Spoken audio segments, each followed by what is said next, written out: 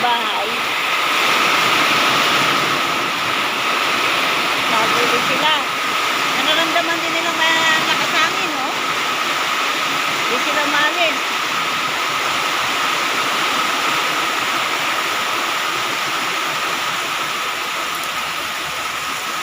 Kalapate yan.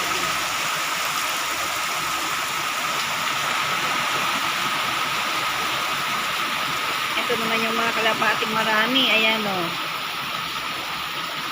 Yan. May mga bahay din sila dyan, o.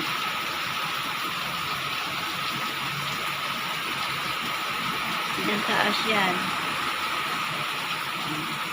Ang kanilang mga kalapate.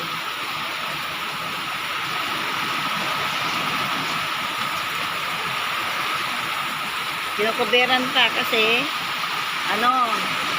para hindi maulanan. Ayan yung bahay ng kalapate.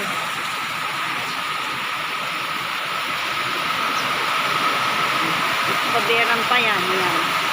Guys.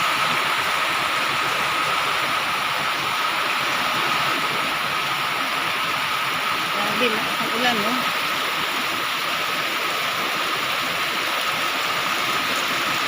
Buti ganyan yung tubig sa sapa. Hindi gaano marami. Maririnig mo yung ng ulan.